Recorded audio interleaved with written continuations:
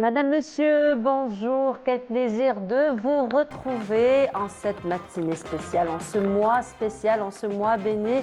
Nous profitons au nom de toute l'équipe de Bonjour d'Algérie, mais de Canal Algérie, de vous souhaiter un bon Ramadan. Donc, Ramadan Mabrouk, Tsoumou B'Saha. Et justement, à l'occasion du mois de Ramadan, vous allez nous retrouver chaque matinée durant 1 heure de temps. On vous retrouvera de 8h30 jusqu'à 9h30. Et pour ce Ramadan, donc pour la journée d'aujourd'hui, Dr Fathi Benachnou sera parmi nous. Il viendra donc nous parler d'un sujet très important. D'ailleurs, c'est l'un des sujets qui revient très souvent durant le mois de Ramadan. Il s'agit donc du sommeil, effectivement. Durant le mois de Ramadan, c'est le sommeil donc, qui est le premier à être perturbé. Alors, comment réguler son sommeil pendant le mois de Ramadan? C'est une question à laquelle Dr Fathi Benachnou nous répondra. Samira Hadjamar sera parmi nous comme chaque vendredi.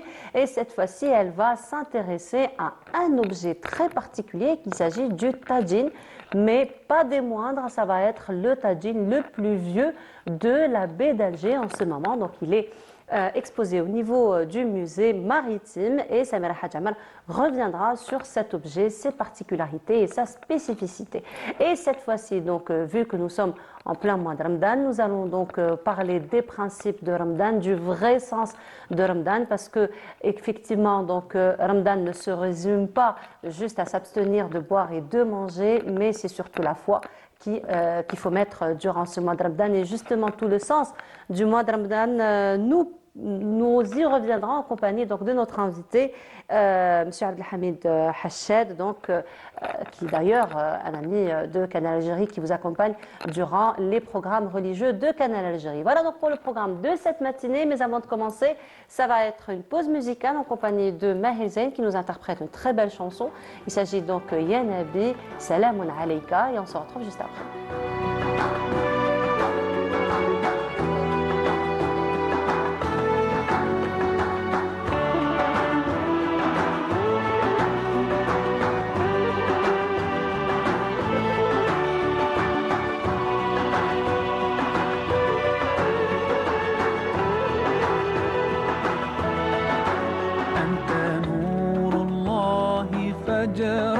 جئت بعد العسر يسرا ربنا أعلاك قدرا يا إمام الأنبياء أنت في الوجدان حي أنت للعينين ضي أنت عند الحوض ري أنت هاد وصفي يا حبيبي يا محمد يا نبي سلام عليك يا رسول سلام عليك يا حبيب سلام عليك صلوات الله عليك يا نبي سلام عليك يا رسول سلام عليك يا حبيب سلام عليك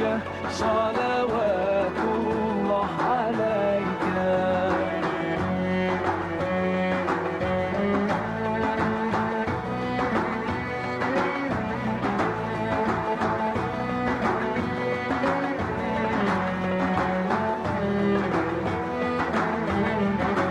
يرتوي بالحب قلبي حب خير رسل ربي من به أبصرت دربي يا شفيعي يا رسول الله أيها المختار فينا زادنا الحب حنينا جئتنا بالخير دينا يا ختام المرسلين يا حبيبي يا محمد يا نبي سلام عليك يا رسول سلام عليك يا حبيب سلام عليك صلوات الله عليك يا نبي سلام عليك يا رسول سلام عليك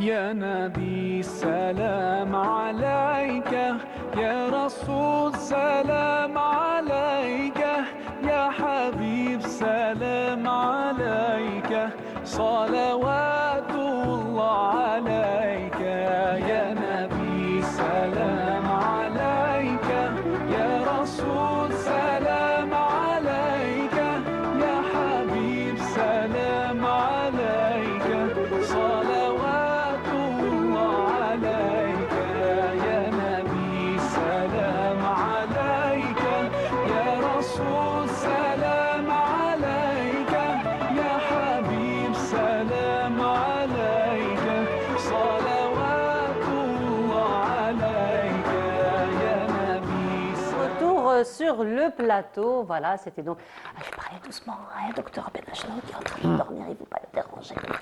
Pardon, on a commencé. On va commencer dans un petit moment, juste après Tig. Et on ne faut pas crier. On va pas crier, on va parler doucement pour ne pas déranger docteur Benachno qui est en train de dormir. Et bien justement, le sommeil, ça va, je ne dérange pas, docteur? Ça va, ben, allez, ça va, on y va. Allez, on y va, allez. Alors justement, docteur Fethi Benachno aujourd'hui a choisi de nous parler du sommeil. Je ne sais si je dois dire s'il pourra nous parler du sommeil ou bon conseilleur, mauvais payeur ou je ne sais pas parce qu'il est en train de dormir. Hein. Allez, ce sera juste après le jingle.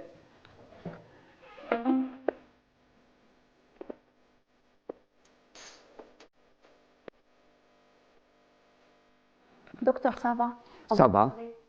C'est bon, oui. C'est bon. Il est réveillé, docteur? Oui, non, je vous annonce une chose. Dites-moi. Quand j'étais jeune, j'ai fait du théâtre. Ah, ben voilà. J'interprète. Tout s'explique aujourd'hui.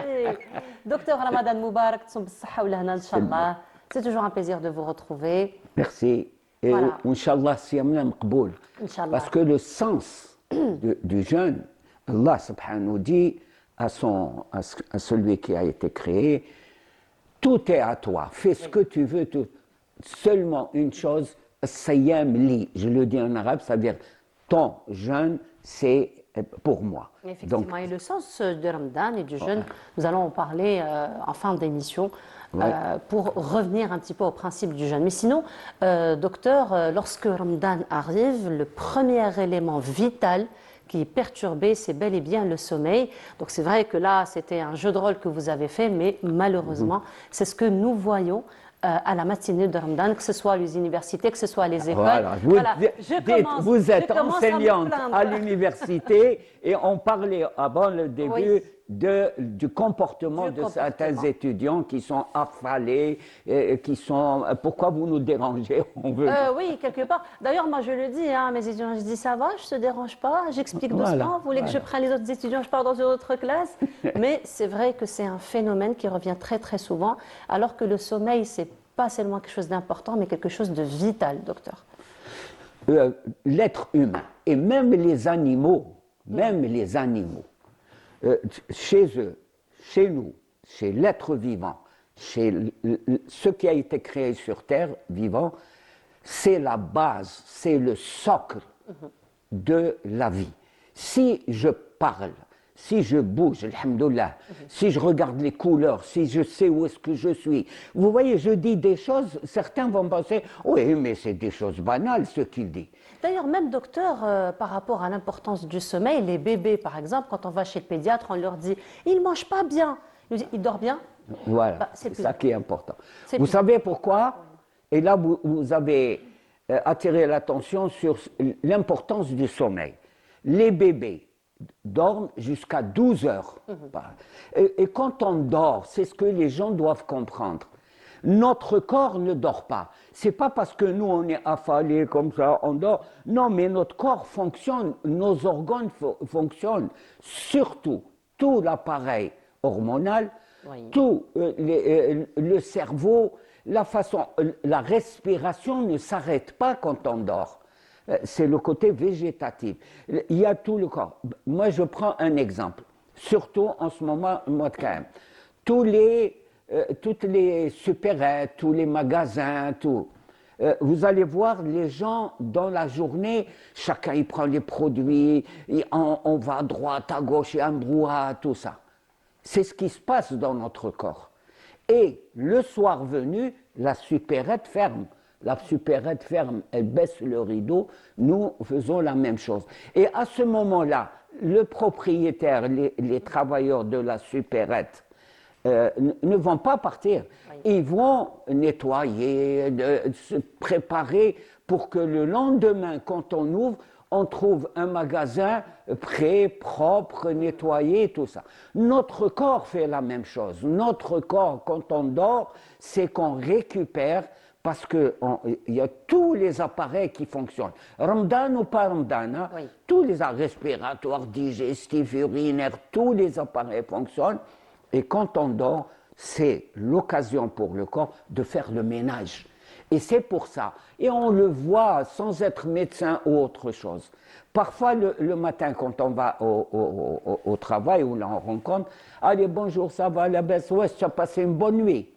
Notre réponse, si on a bien dormi, c'est-à-dire le nombre d'heures nécessaires, oh, alhamdoulilah, ça spontanément, ah, hier j'ai bien dormi, je suis en forme, le matin ça va. Oui, mais ça arrive aussi que quand on a des cauchemars, quand on a mangé, quand on est allé dormir directement, le matin on est ranim karfas. Oui. En algérien on dit je suis froissé. Si, c'est vrai, c'est comme un papier qui est froissé, on s'étire, tout ça. Donc le sommeil est essentiel. Le sommeil, c'est la vie. Alors, ce qu'il y a de bien, regardez notre corps comme il est généreux et il nous aime. Vous savez, le corps, il vous permet de ne pas dormir 3 jours.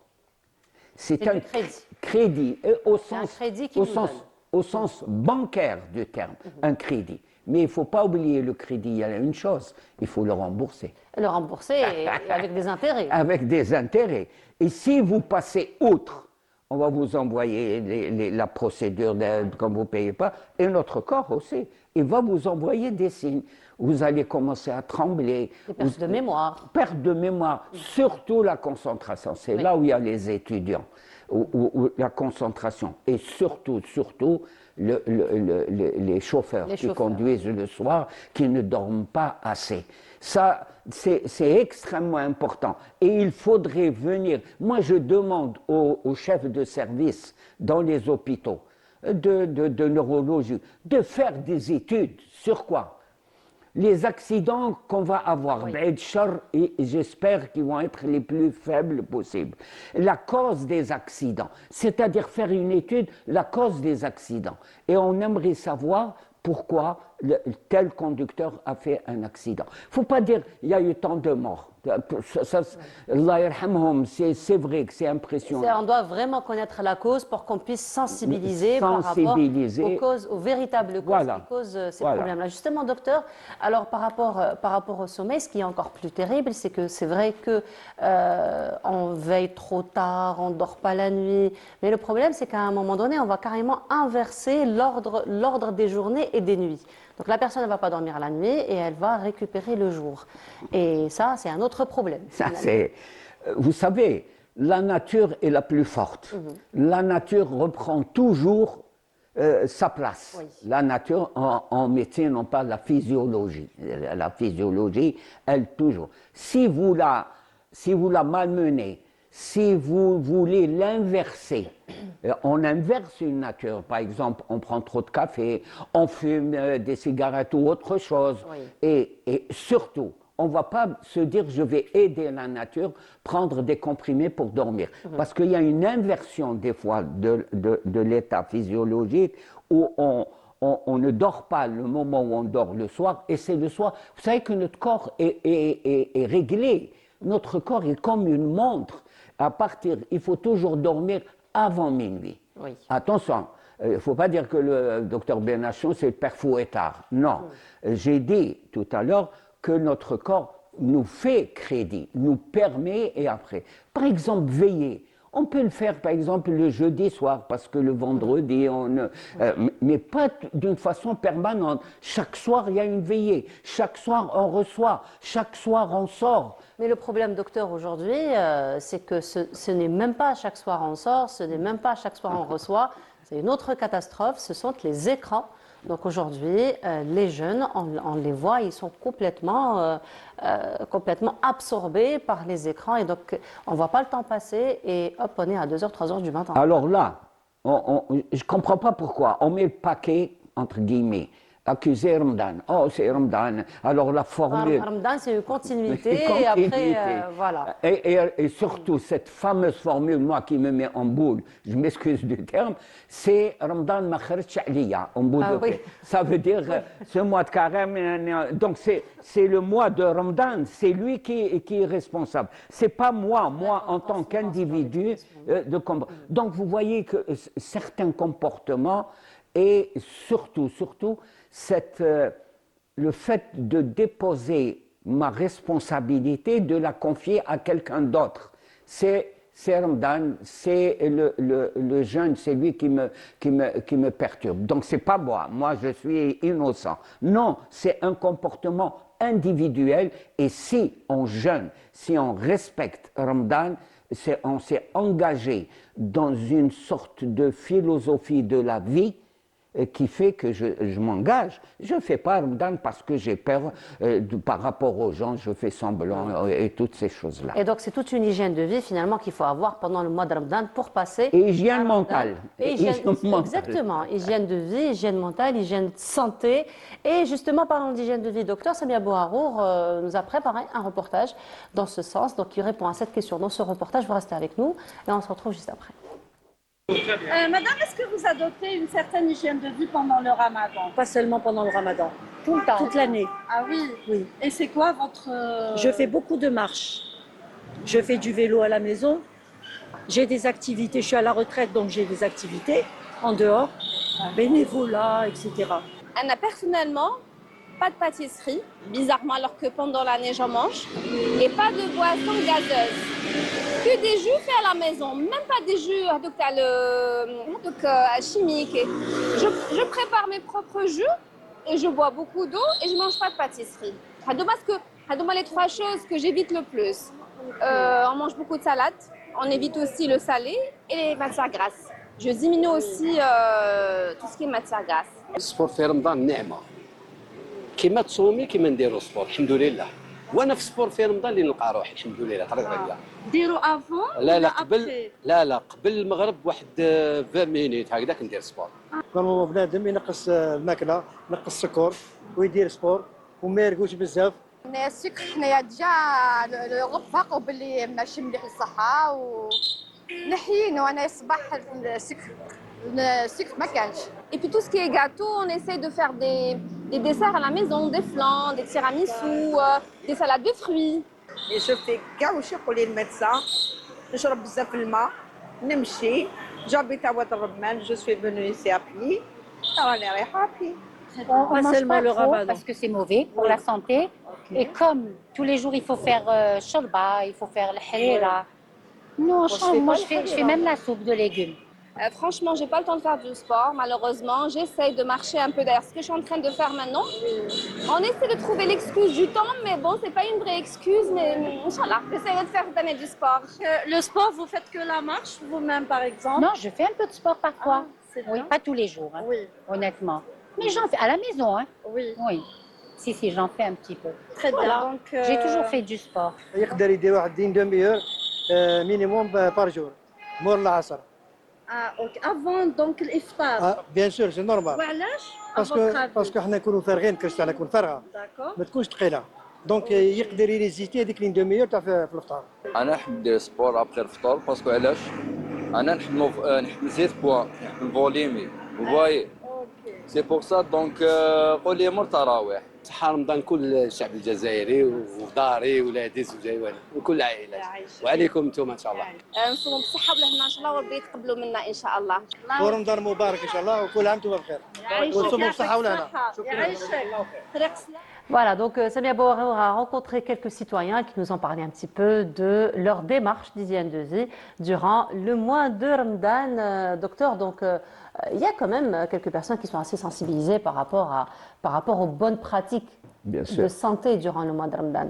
Premièrement, je dois féliciter Samia Samia. Bouarour, notre collègue. Et j'invite nos sociologues et nos psychologues de prendre ce matériel. Il est très riche pour étudier les différentes positions. Premièrement, à chaque fois que je fais, il faut préciser les mots.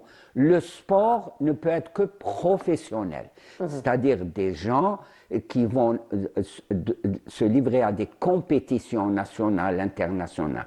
Le sportif, il a son programme annuel où Ramadan est intégré. Le sportif, ça.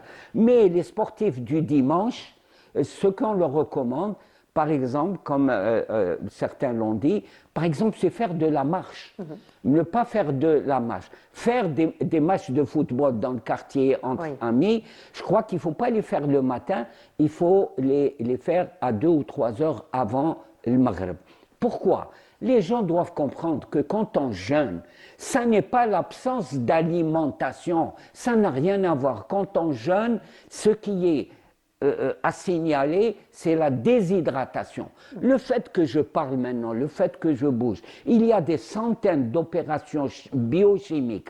On dit biochimiques parce que c'est des opérations chimiques qui se passent, qui intéressent là, et qui sont consommatrices d'eau. Ça, l'eau est important. Je parle de l'eau, je ne parle pas d'un liquide entre guillemets. Je parle de l'eau. Il faut, ce qui est important quand on jeûne, c'est boire de l'eau.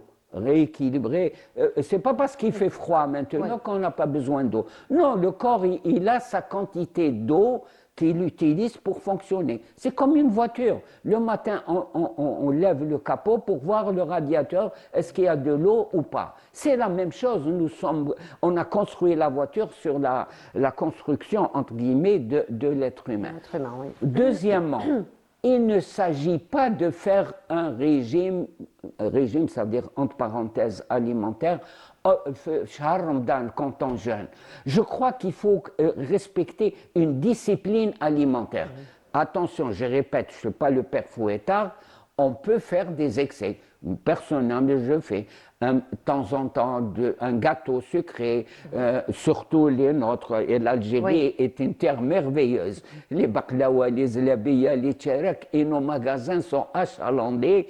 Mais c'est le fait de, quand on mange, quand on s'alimente, ça n'est pas pour stocker, c'est pour... Et les deux dames qui ont parlé de faire de la marche, oui, il faut faire de la marche, c'est le meilleur des sports. C'est le meilleur des sports, on n'a pas besoin d'autre chose. Effectivement, c'est le meilleur des sports. Voilà. Juste 20 minutes par jour au quotidien peut faire beaucoup de bien à la personne, effectivement. Et Alger est une excellente ville, capitale pour marcher. Il y a ça monte, ça descend des escaliers. C'est une salle de sport à elle seule, effectivement. Et on le sent, l'effort. Hein. C'est vrai. Beaucoup de villes aussi, par exemple, Oran, Constantine, c'est le fait de grimper, de descendre les escaliers. Évitez les ascenseurs, mesdames. Surtout, voilà. Donc, mot d'ordre aujourd'hui, c'est d'essayer de dormir un peu tôt, de profiter de son sommeil, avoir au moins... De respecter. De respecter. Donc, n'oubliez pas, le corps, comme le dit si bien un docteur, nous fait du crédit, mais après, on risque de payer cher. Voilà. Merci beaucoup. On tremble, on ne concentre pas. Vos étudiants qui arrivent affalés. Là, j'appréhende. Ça va être la première semaine. J'appréhende la rencontre avec les étudiants, effectivement. Il faudra nous en parler. Hein. Je vous ferai un retour d'ici la semaine prochaine, Inch'Allah. En tout cas, merci beaucoup, docteur. Encore une fois, pour tous ces conseils. On vous retrouve très bientôt, Inch'Allah, pour d'autres conseils. Merci beaucoup, docteur. Et cette fois-ci, nous allons aller du côté de Tel Aguileb. C'est Samia Bouarour qui nous y emmène en visite. Et je vous laisse donc découvrir dans ce reportage. Et on se retrouve juste après.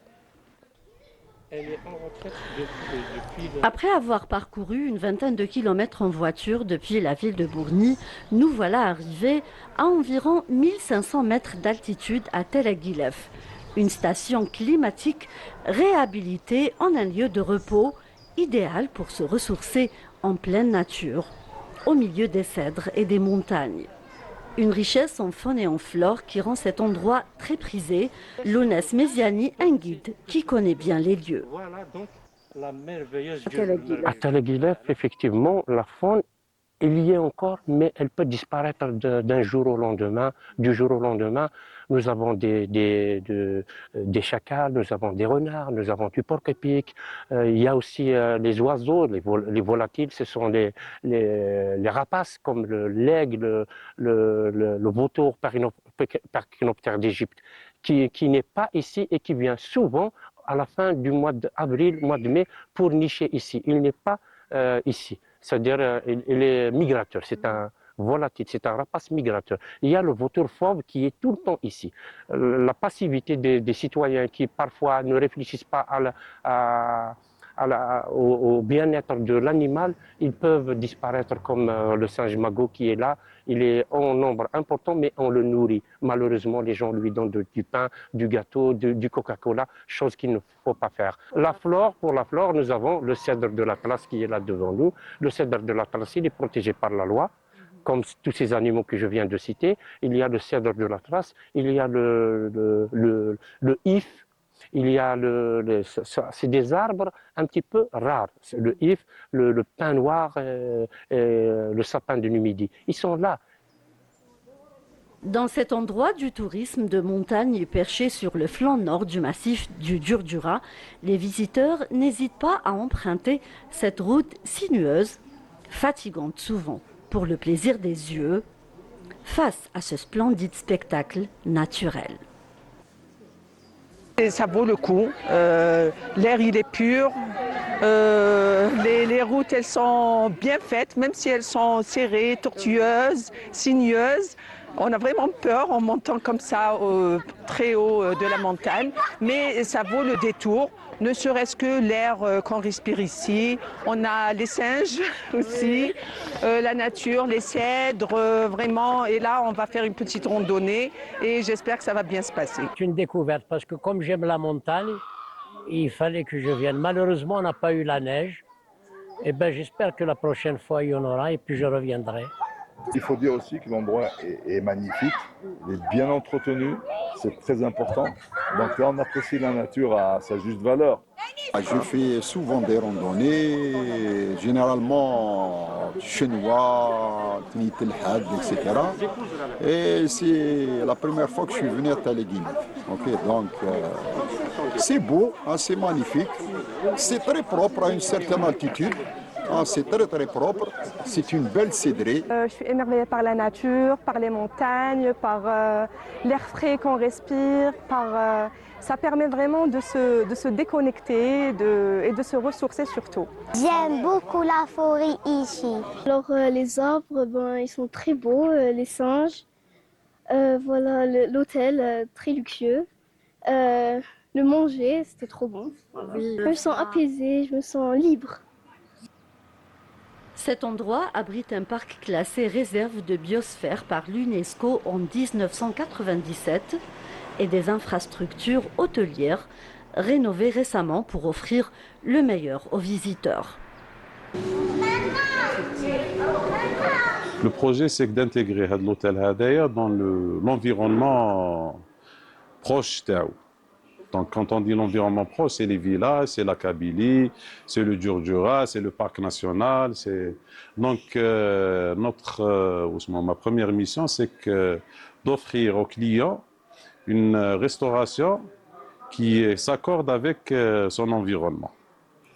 Donc, quand on parle de ça, c'est d'intégrer les produits locaux. Le meilleur exemple, c'est l'huile d'olive locale qu'on achète chez les producteurs locaux. On a des producteurs artisanaux de fromage aussi. Donc on achète les fromages artisanaux. Il y a des herbes dans le parc national telles que l'origan sauvage. Entre le mois de mars et le mois de juin, juste au haut, pas loin, 1 km 500 في الجبل. Donc, qui يبدا يخرج, moi personnellement, نطلع نحي l'origan sauvage هذاك et je l'intègre dans les recettes تاعي. Les amoureux de la montagne y trouveront leur bonheur certainement face à ces vues panoramiques et cette nature sauvage. Et c'est une très belle virée, effectivement, que Samia Bouharour nous a proposée. J'ai déjà, Samira Hadjamar, je ne sais pas si je vais la retrouver ou pas. Hein. Tu es toujours à Télé Guelief ou tu es revenue Pas du tout, moi je pense à dormir. C'est pas vrai. Maintenant, il est en train de me dire. J'ai dit que c'est magnifique, la piscine, piscine, mais le beurre. Il fait 13 degrés. Mais 13 degrés, mais bon, c'est une belle virée quand même, Sam. Hein. Bonjour, Sam. Bonjour, bonjour à tous. Ici, à tout le monde, à tous les Algériens. Ça va? Ça se passe bien? Et Samira qui pense à dormir. Bien sûr. Hein, si seulement Vendredi matin. Hein? Si seulement Dr Benach Noismac, il y a quelques instants. Oui, même il est rentré à la maison dormir. Alors, Samira, aujourd'hui, elle a choisi de nous emmener pas très loin, pardon. Donc, juste ici, à Alger, du côté du musée maritime, qui abrite en ce moment un objet, l'un des objets les plus anciens de la baie d'Alger. On va en parler et ce sera juste après cela.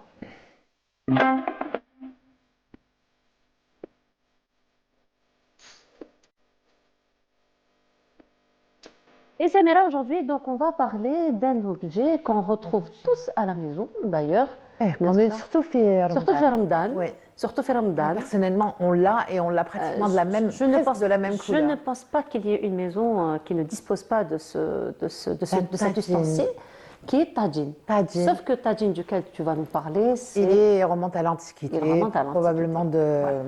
probablement de l'époque romaine. C'est pas un tagine tel qu'on le conçoit actuellement. C'est un couvercle de tagine qui aurait pu être le couvercle d'un tagine parce qu'il a tout à fait la forme du couvercle de tagine. On va peut-être parler du lieu. D'abord, oui. Un lieu emblématique, symbolique, c'est l'Amirauté d'Alger. Le musée se trouve à l'entrée de l'Amirauté d'Alger. Voilà, on est dans le quartier de la Marine, c'est la Basse Casbah, il fait partie du secteur, par extension, du secteur sauvegardé de la Casbah d'Alger, donc sauvegardé et inscrit au patrimoine de l'UNESCO depuis un moment déjà. Donc c'est un lieu emblématique, c'est un lieu très très très joli. On peut y aller en soirée pendant le Ramadan, d'autant plus que le musée va ouvrir ses portes. Tout au long du mois de Ramadan, ça Non, 2 fois par semaine, donc le mardi et le jeudi, c'est en soirée. Et il va y avoir des événements. Il va y avoir, parce que, par exemple, le 26, j'ai commencé par la fin d'ailleurs, le 26 février prochain, à l'occasion de la célébration de la journée de la Casbah, qui est le 23 février, mais eux, ils font ça le 26, il va y avoir une conférence qui va être animée par Monsieur Wahès. Et Monsieur Wahès va parler de l'architecture, c'est-à-dire la ville face à la colonisation, et de l'architecture d'Alger, en fait, d'El Mahrousa. Donc, c'est tout à fait intéressant puisqu'il y a plusieurs architectures qui se côtoient dans un secteur vraiment très, très réduit. Que ce soit dans la Casbah d'Alger, où il y a on va dire, 10e siècle, 16e siècle, et tous ces siècles, en fait, jusqu'à la colonisation française, jusqu'au 20e siècle, qui s'entrechoquent. Du haut à la Basse Casbah, jusqu'à la place des Martyrs, et par extension, le musée maritime. Le musée maritime a été construit par Kherdin Barberousse. D'ailleurs, on appelle ça les voûtes à la base, on appelait ça les voûtes de Kherdin. Et ensuite, les Français, quand ils sont arrivés après 1830, ils ont construit l'extension. Mais c'est Kherdin Barberousse qui a créé le premier port d'Alger, on va dire, et qui va en fait rassembler les îles et le Jaziras. Alger, à la base, c'était à l'époque, c'était Écosie pour Hercule et ses 20 compagnons qui sont arrivés à cet endroit, mais il y avait à peu près 300 îles, de la plus petite à la plus grande, qui entouraient, qui faisaient face à Alger. Et là où il y a Botchfnar, le phare d'Alger, il y avait une forteresse espagnole. Donc les Espagnols, comme les Anglais, comme les Français, comme les Norvégiens, comme les Danois, ont de tout temps essayé d'attaquer d'Alger frontalement. Personne n'y est jamais réussi, n'y est jamais parvenu, ils n'ont pas réussi, et notamment Charles Quint, donc le roi du monde à l'époque, le roi d'Espagne, qui en 1541 a tout fait pour attaquer Alger. Il n'y a pas réussi, il a dû repartir à partir de Cap Matifou. Tout ça pour dire que l'endroit a vraiment une histoire, hein. Quand on est dans le musée de l'Amirauté, le musée maritime, c'est un endroit chargé d'histoire et c'est un endroit qui a été transformé quand les Français sont arrivés en 1830. Ils en ont fait des fours à pain, ils en ont fait, on a vu les images passer. Donc tous ces objets ont été trouvés dans la baie d'Alger et la plupart du temps c'est des dons, donc soit de l'Amirauté ou des gens qui ont réussi à les trouver. De temps en temps il y a des campagnes de plongée mais pas en collaboration avec l'Amirauté. Il n'est pas autorisé d'aller plonger pour aller récupérer des choses, encore moins de les récupérer. Donc il leur donne des dons. Et le couvercle qu'on va voir apparaître à l'écran bientôt, celui qu'on voit là, c'est Tebsé Chawad, et il a appartenu au Dey d'Alger. Ce qu'on voit aussi, ce sont des cruches. Ce qu'il y a sur les cruches, la cruche qu'on voit actuellement, ce sont des concrétions, ce sont des... ça c'est une meule. Et tout ça, ça a été retrouvé à la baie d'Alger, hein, près de l'Amirauté, près du musée maritime. Ça, c'est l'époque coloniale.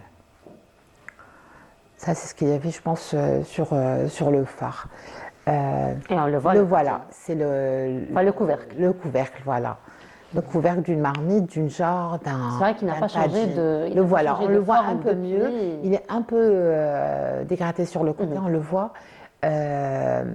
Il est antique, hein, il est très très ancien, mais... C'est vrai qu'il n'a pas changé de forme depuis. Non, il n'a pas changé de forme, il a été un peu altéré. Et ce qu'on voit là, c'est donc une algéroise avec un plat qui ressemble énormément à ce plat, qui ressemble également au plat de Tebsé Chawad du Dey d'Alger. C'est un objet antique qui a été, c'est un don qui a été fait au musée maritime. Voilà, donc tout ça pour dire que cet objet, tous les objets qui sont exposés ont tous une histoire, mais encore plus quand ils remontent au début de l'histoire ou à l'Antiquité. On pourrait même retrouver des objets qui remontent à la plus haute Antiquité, c'est une évidence. Toute la côte d'Alger est à l'intérieur des terres et dans le pays, à chaque fois qu'on creuse, on trouve à chaque fois des objets très anciens. Voilà. Donc le musée maritime en lui-même, c'est un lieu à visiter. C'est d'abord une architecture, c'est d'abord l'histoire du premier port d'Alger, c'est l'histoire de la marine algérienne, qui a été notamment au XVIe siècle fabuleuse. Son histoire est fabuleuse et comment elle a fait reculer le monde et comment elle a été maître du bassin méditerranéen. Voilà. On la voit l'image? Non. J'allais dire c'était un Chebec. Voilà. Donc tous les objets qui sont passés, c'est des objets qui sont exposés. Donc on peut voir toute l'année en allant visiter le musée maritime. Et le premier qu'on a vu, c'est le drapeau de Khefdin, en fait, Barberousse. Voilà, avec tous ces symboles, en fait, les armes, l'étoile et le croissant. Voilà. Voilà. Et on rappelle que le tadjine... Le tadjine est utilisé depuis toujours. Depuis toujours jusqu'au jour d'aujourd'hui, jusqu'à nos jours. Et un ustensile indispensable, particulièrement en poterie, peut-être qu'on va donner. Il fait. Alors, son diamètre, c'est 24 cm. Il n'est pas très grand. Petit, quand même. Petit. Il est beau. Oui. D'accord. Je ne sais pas, comme toute l'Algérie à cuisiner. Oui, enfin, oui, parce que 24 cm, je l'imagine quand même assez petit pour une petite famille, quoi. Non, mais il ne servait pas qu'un seul plat. Ah oui. Que ce soit les Romains ou les Ottomans ou les Algérois. Pourquoi hier il n'y avait pas Shourbab, certainement, dans l'imaginaire, mais ça donc tout ça sans contenu dans des plats. 24 cm de diamètre, on imaginerait que c'est pour une personne. Mais comme tu dis, c'est très possible que ce soit pour une personne, puisque le Dey d'Alger, par exemple, avait sa propre vaisselle. Voilà. C'est de la vaisselle domestique, hein. La cuisine où on sert à manger selon la texture de l'objet, au plus noble, au plus gradé, au roi d'Alger. Voilà. Okay. Donc, celui-là est en poterie rouge. Pour te dire, il est quand même conservé. Et ce qu'on voit, ce sont des dépôts d'organismes marins qui sont restés collés. Donc, on peut pas, je ne crois pas qu'on puisse le récupérer parce que ça pourrait très bien se désaltérer, plutôt être détruit tout en voulant enlever les concrétions. Voilà. Donc il faut le conserver tel quel. En tout cas, on rappelle que le musée ouvre ses portes 2 fois par semaine pour ce mois de Ramadan. Donc tous ces objets que tu nous as présentés aujourd'hui. Il ouvre, d'habitude c'était le mardi, mais là ils ouvrent en journée, mais là ils ouvrent aussi en soirée à partir de 21h. Et il y a le jeudi qui a été rajouté, voilà. Donc le programme c'est quoi? C'est que pour le 26, il y aura cette conférence autour de l'architecture, alors la ville contre la colonisation et la Casbah sur le front architectural, puisque à partir de là on peut la voir magnifique, s'étalant en escalier jusqu'au sommet, jusqu'à la citadelle d'Alger. Et les horaires d'ouverture sont donc le 21. Et le programme, globalement, il va y avoir des conférences sur certainement la Casbah, l'architecture, et l'histoire de la Casbah aussi, et puis tout ce qui entoure. Il n'y a pas que ça, il y a beaucoup de choses à la Casbah. Alors autant profiter du mois de Ramadan donc, pour pouvoir assister à tout. Et il va y avoir aussi de la musique andalouse, de la musique classique algérienne. Ah ben voilà, rendez-vous pris. En tout cas, merci beaucoup. Merci Samira pour toutes ces informations. Donc on rappelle que le musée va ouvrir ses portes en journée et en soirée. On pourra profiter donc de tous ces événements. Samira, on se retrouve très vite. Oui. Dimanche. Inch'Allah. Inch'Allah. Merci beaucoup, Samira. Et on continue. Cette fois-ci, nous allons aller du côté de la mosquée Safir pour voir un peu comment se font les préparatifs pour ce mois de Ramadan. Et c'est Lamia Boudbouda qui s'intéresse à ce sujet dans ce reportage. Et on se retrouve pour la dernière station de cette matinée. Au cœur de la Casbah d'Alger, Jama' Safir a traversé les siècles. Construit à l'époque ottomane, ces murs y ont vu défiler de grands théologiens et savants. Un héritage que l'imam de la mosquée continue aujourd'hui de faire vivre. Masjid Safir a été édifié par Abdullah ibn Safar en 1534, construit selon le rite malakite. Il y a aussi le rite hanafite dans cette mosquée. D'éminents savants sont passés par là, en citera Ben Smaya, Cheikh Bousser, Abdelrahman el-Jilali et le dernier des chiours, Cheikh Douwer. Cheikh Bousser, rahmatullahi alayh. À l'approche du Ramadan, la mosquée retrouve une effervescence particulière. De la salle d'ablution à celle de la prière, chaque coin est astiqué, nettoyé et dépoussiéré. On a été élevé dans cet esprit de faire du bien. Je suis très heureux de venir prier et d'aider les fidèles au nettoyage. Aussi, parmi les fidèles, Moussa, un enseignant du Saint-Coran à l'école coranique Sidi Bougdour. Il perpétue la tradition du Hizb al-Ratib, une récitation collective quotidienne du Coran. الذين آمنوا كتب عليكم الصيام كما كتب على الذين من قبلكم لعلكم تتقون. القرآن يحفظ على طريقة L'apprentissage du Coran se fait selon Tariqat al-Azraq, Riwayat Warsh. J'enseigne les sciences du fiqh, al-usul, la grammaire, et dans cette mosquée, on perpétue al-Hizb al-Ratib et Sahih al-Bukhari. Le mois sacré se prépare aussi dans l'organisation. Prière des tarawih, cours religieux et veillées ramadanesques. L'imam nous explique comment tout est orchestré pour accueillir les fidèles. Le réglage du volume du micro de la mosquée est orienté vers l'extérieur pour permettre aux femmes au foyer et ceux qui ne peuvent pas venir d'écouter le Saint-Coran et bien sûr suivre les tarawih. Dans un coin de la salle, un trésor discret attire le regard. Kursi ad-Dars. On dit qu'il a été peint par Mohamed Rassim, figure majeure de l'art algérien. Reda l'a récemment restauré avec munitie. Et chaque vendredi, bénévolement, c'est lui qui appelle les fidèles à la prière avec un adhan à la tonalité typiquement algérienne. La ilaha illallah.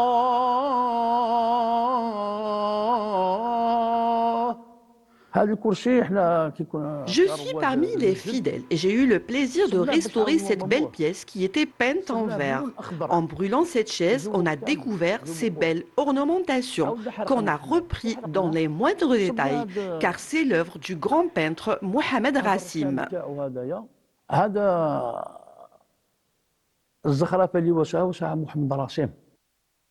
Nettoyer, restaurer et transmettre. Le ramadan à Jama' Safir commence par un geste simple, prendre soin de la maison de Dieu.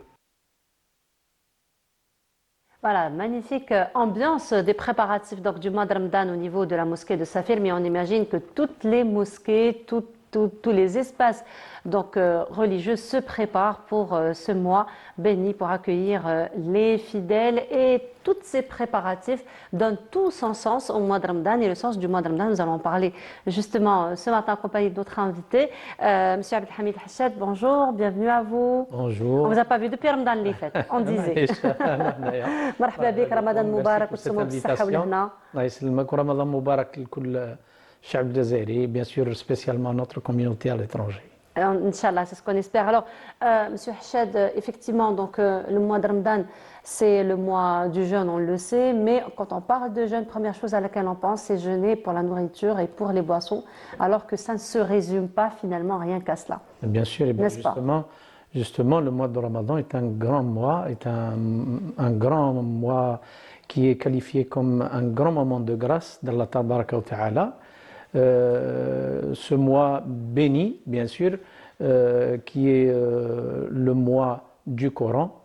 Allah Tabaraka wa Ta'ala nous invite à approfondir notre connaissance et notre lecture du Coran, bien sûr. Et puis, c'est un moment où Allah Azza wa Jal, كما يقول الحديث تاع النبي صلى الله عليه وسلم إن لله عز وجل في دهره نفحات. C'est un grand moment de grâce. Oui. Peut-être je vais donner un exemple. Si quelqu'un veut se bronzer, il doit s'exposer au soleil. C'est ça. Eh bien, c'est la même chose pratiquement. Si vous voulez profiter de cette grande grâce, eh bien, vous n'avez qu'à vous exposer à cette grâce et essayer de profiter de ce mois béni où Allah Tabaraka wa Ta'ala nous a donné un privilège, le fait de décupler le hasanat et les bienfaits. Tout est décuplé, effectivement. Oui, bien sûr, tout est décuplé. Donc, il faut en profiter au maximum. Et il ne faut pas se limiter à l'abstinence de boire et de manger et d'avoir des rapports charnels avec son conjoint. Non, le jeûne représente une école, représente une formation profonde, représente un retour vers Allah Tabaraka wa Ta'ala, représente un moyen de maîtrise de soi-même. Vous savez, le mot Ramadan, le lugha al-arabiyya, vient de la grande chaleur, la chaleur caniculaire. Ça veut dire Ar-ramdu huwa al-hararatu ash-shadida. Eh bien, si le jeûne et la diété intermittente permet de détoxifier le corps, permet de se libérer de ces toxiques qu'on a avalés toute l'année, tout au long de l'année. Donc, c'est l'occasion pour détoxifier l'esprit, pour détoxifier l'âme. C'est l'occasion pour se débarrasser des péchés, brûler les péchés à travers le jeûne. Donc, celui qui est doué d'intelligence et de connaissance connaît très bien la valeur de ce mois. Alors justement, Oustad, vous avez parlé de Ramadan, vous avez dit que c'est une véritable école. Donc finalement, si on arrive au premier jour de Ramadan et au dernier jour de Ramadan et que rien n'a changé, finalement, nous n'avons rien appris durant ce mois de Ramadan. Mais malheureusement, on le voit dans le comportement de certains citoyens, particulièrement la première semaine, là où tout l'organisme, tout le métabolisme est complètement basculé, complètement changé.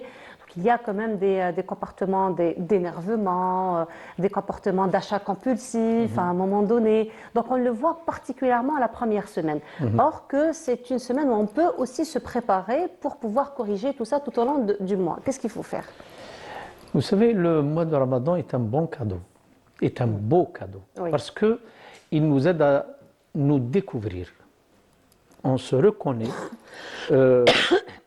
bien sûr, on se reconnaît pendant le jeûne, notre personnalité, notre esprit, notre profond se dévoile.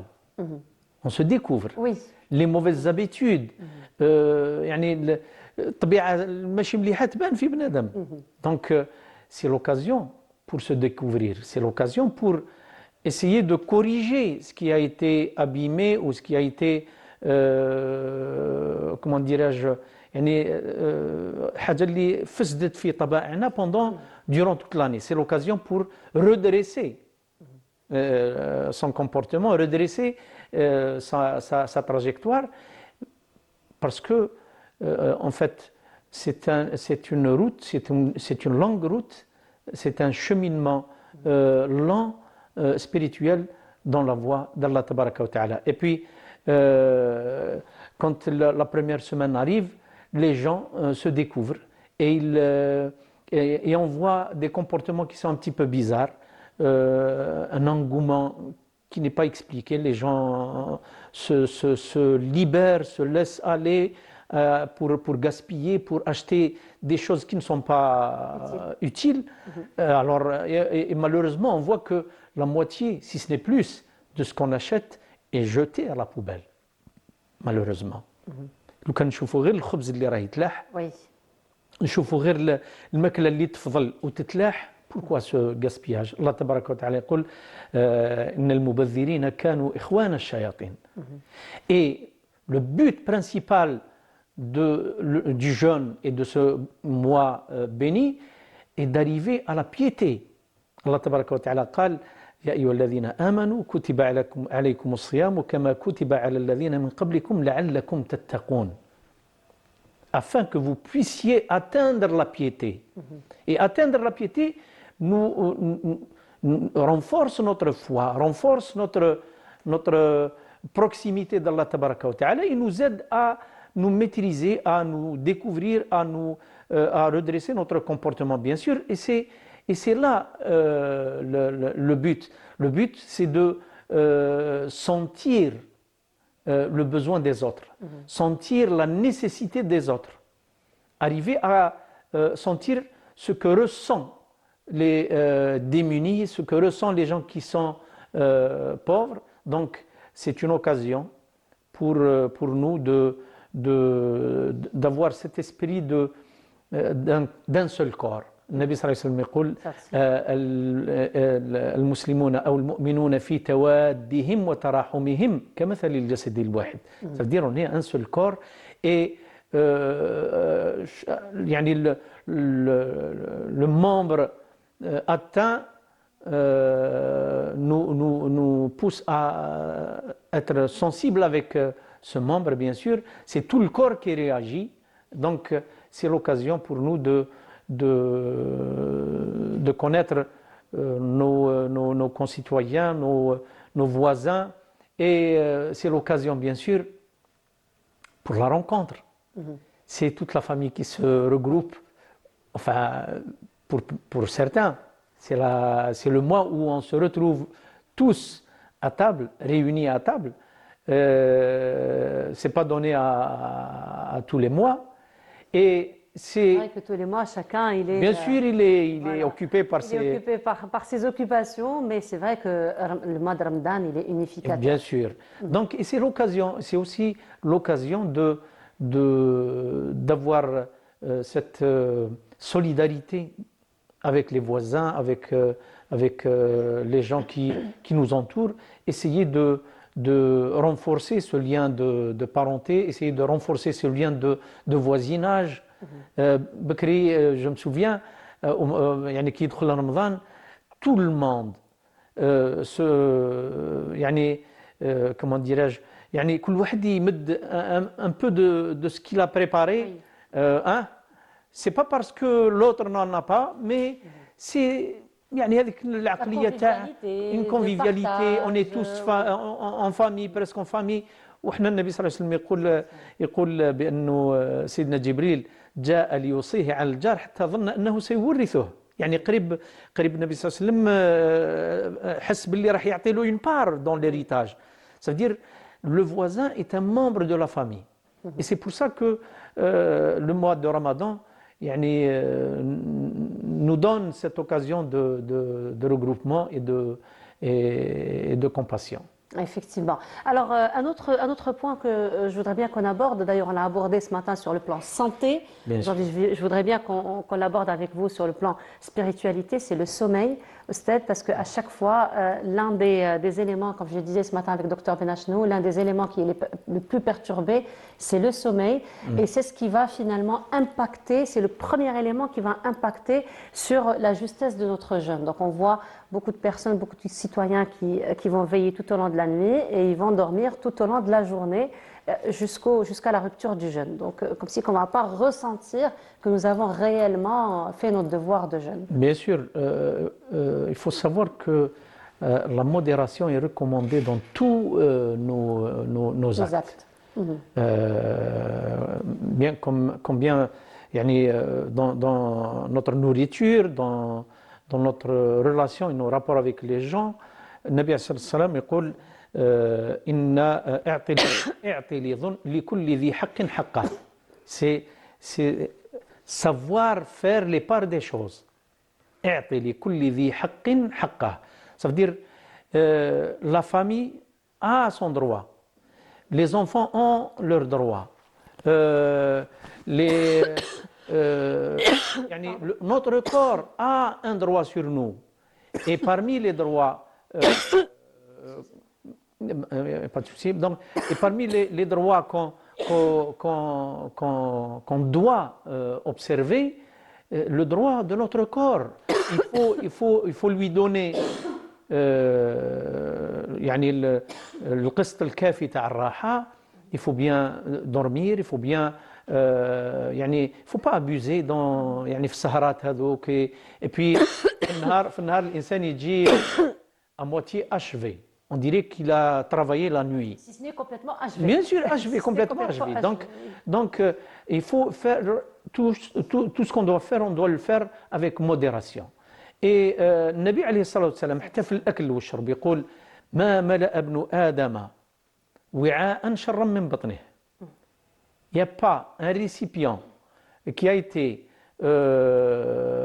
يعني كيفاش نقولوا rempli ou bien d'une manière mauvaise que son estomac. C'est-à-dire il faut faire tout avec modération. ولذلك النبي صلى الله عليه وسلم يقول فإن كان ولا بد, si c'était inévitable, يقول فثلث لأكلك وثلث لشربك وثلث لنفسك. Ça veut dire il faut faire le partage هذا d'une manière à ce que la personne يعني ما تضرش روحها. On ne mange pas avec excès et à la fin on arrive à faire du mal à soi-même. Donc il faut faire tout acte avec modération. Donc nous avons parlé un petit peu donc, de tous ces actes ou le comportement que nous devons avoir, notamment ne pas gaspiller, réguler son sommeil, mais il y a aussi le côté le plus important qui est le côté spirituel, le côté religieux, qui est le plus important finalement de ce mois de Ramadan. Vous l'avez dit, c'est un cadeau pour nous, alors autant tout investir durant ce mois-ci. Bien sûr. N'est-ce pas? C'est l'occasion, bien sûr.